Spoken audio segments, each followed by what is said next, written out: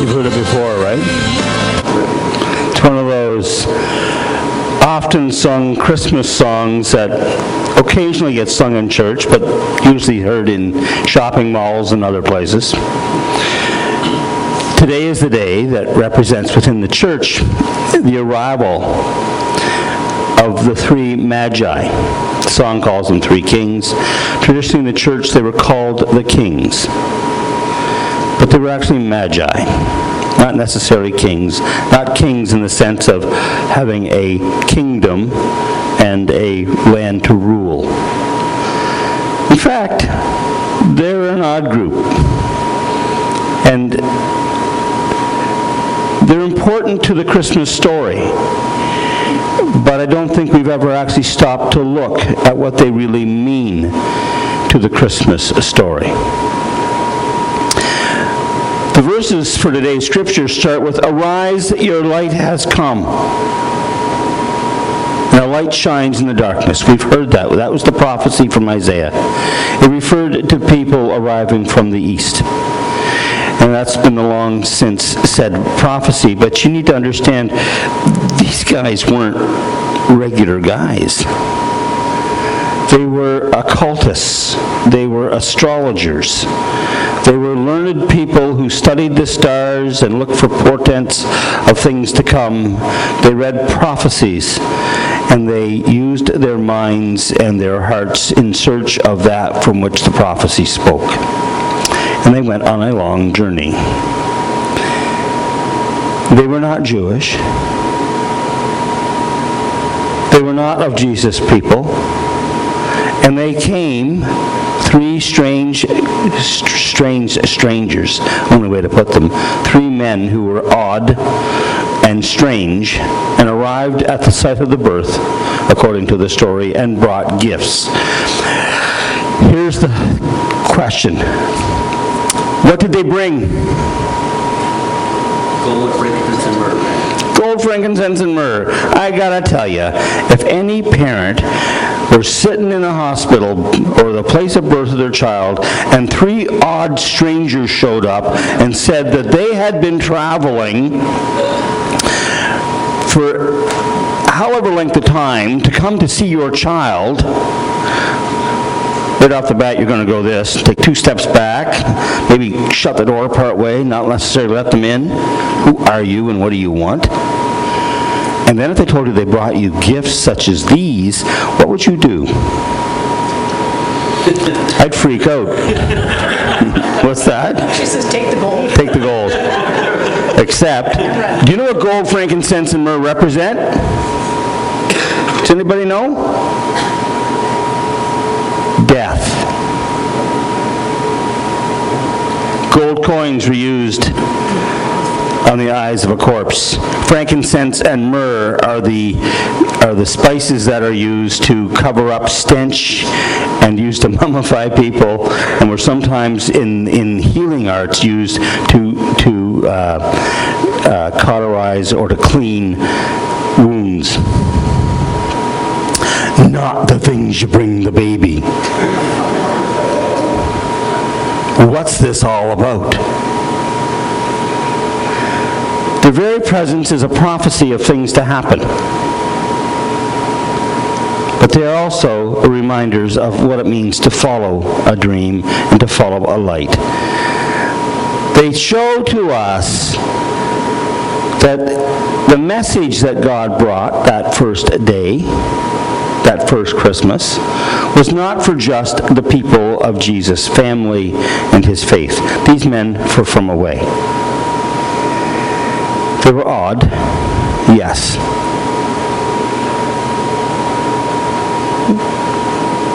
But they were odd in a good way. They were odd in a predictive way. They were odd in a way that said they had studied the portents and were willing to recognize something unusual had happened.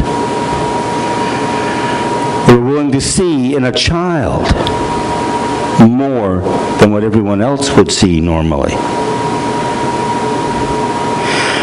Somebody presents you with their newborn baby and you rejoice with them. You give thanks with them. You see in them their surprise and their joy and their hope and their dream for their child. But what do you see as you see their child? You don't see what that child could become. You see the hope, yes, but you don't see that that child will achieve something. You don't see beyond the little package right in front of you. You don't recognize the future leader of a people. You don't recognize the future great musician, whatever. You don't see it because it hasn't happened yet. And we respond to things as they unfold or as they happen, but not before they do. I had an unusual circumstance, and this is not a proud parent showing off or anything, but my youngest, Ian, was born it's odd. It's an odd story, and I'm not sure I was going to say it here, but it kind of made me stop and think about this particular story. My son was born on the first day of the Chinese New Year, the year of the pig. Except that he was born in the year 2007, which was the year of the golden pig. Only happens every 500 years.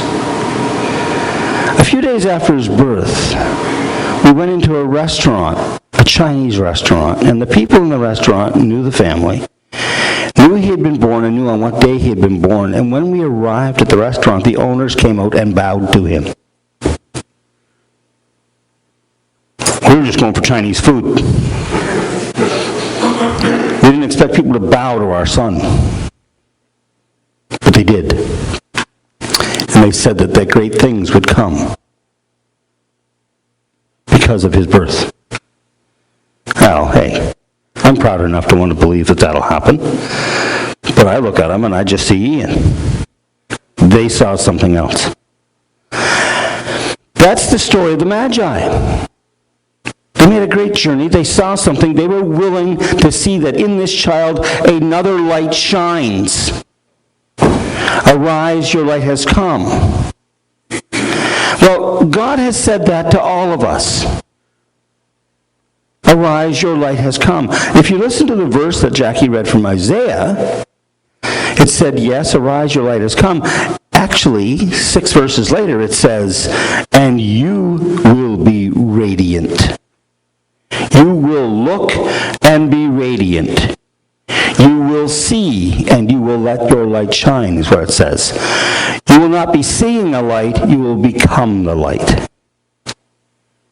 The Magi carried a belief, followed the light of a star, to find the child, to see the light of the world in that child, and then took that message on, and we were told that they went home by another route, and all the things that happened because they were afraid of Herod.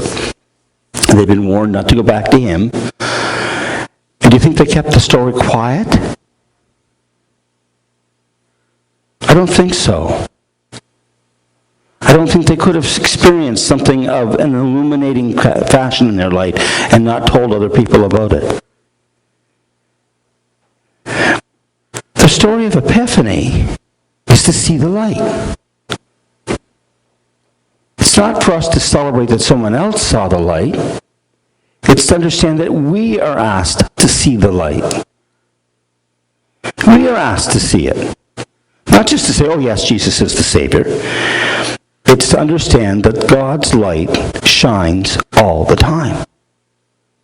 It's available to us all the time. In faith, we are to have our eyes opened constantly. Aha moments, eureka moments, epiphany moments. To say, yeah.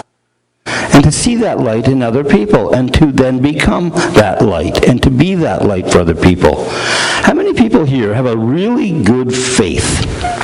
I don't mean a faith that never has doubts. I mean, how many people have a good faith? You believe.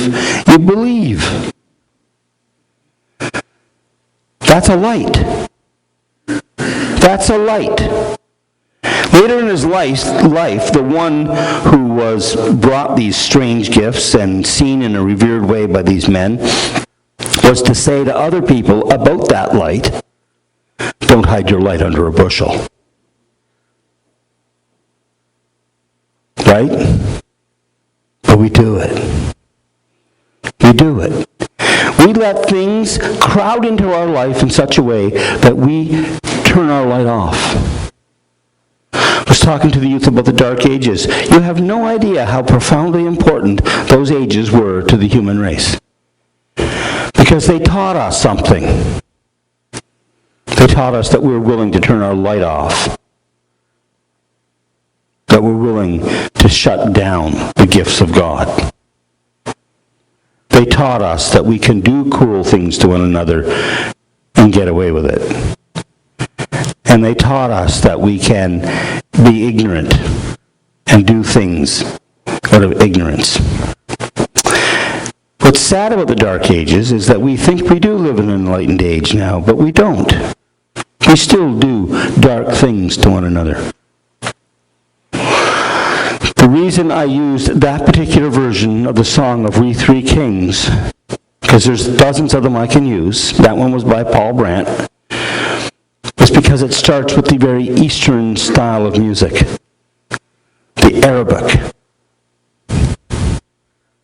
There are still people in our society who want to say terrorist, because darkness still lives in some people's lives. We can let fear and terror and dark times in our lives deaden our souls and our minds so that our light doesn't shine. Do you think those gentlemen, coming from a distant society, to pay homage to somebody who is not one of their own, having to deal with hostile kings and pharaohs, had an easy journey? Do you think going back to their own people and saying, we've seen the one who was to be the light of the world, he's not one of us, but he's the light of the world? And their own people going, no, it's got to be one of ours? Surprising, isn't it?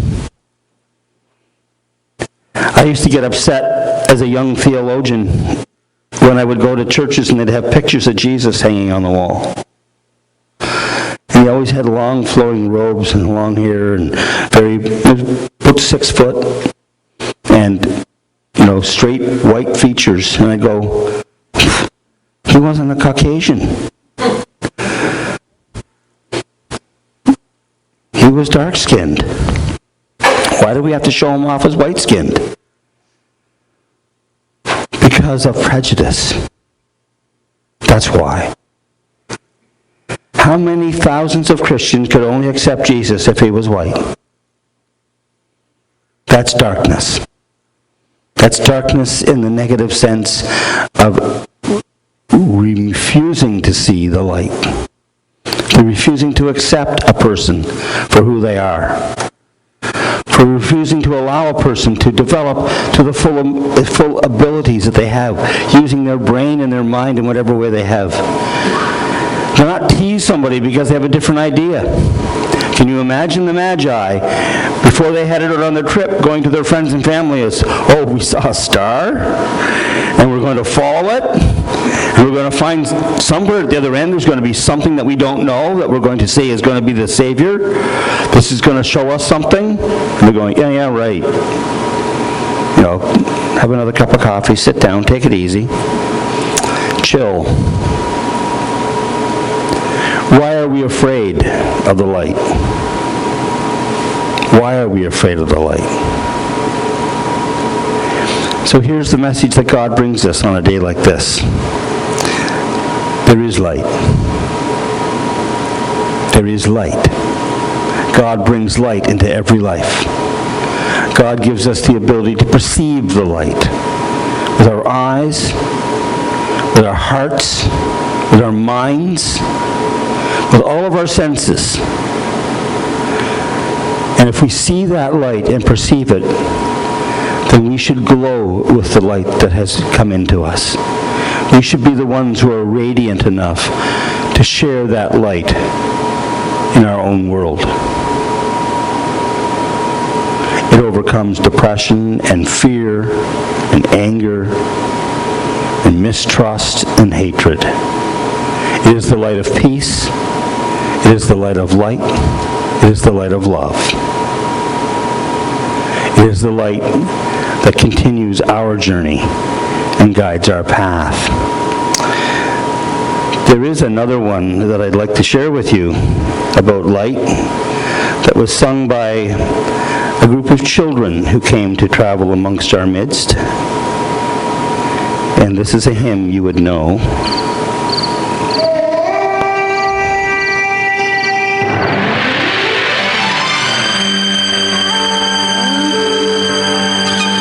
This is the African Children's Choir.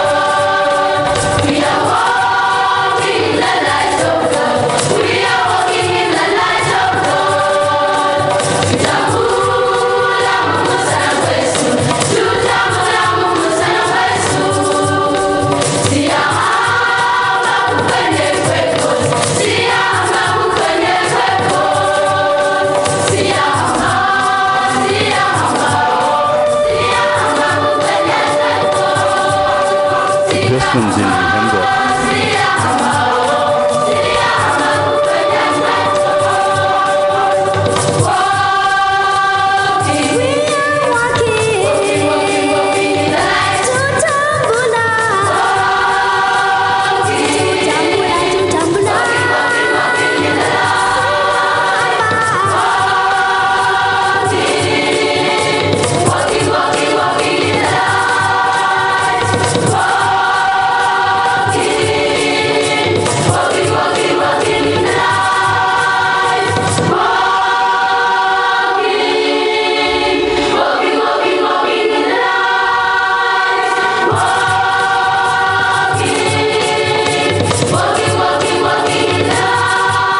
I think your hymn book's a 646.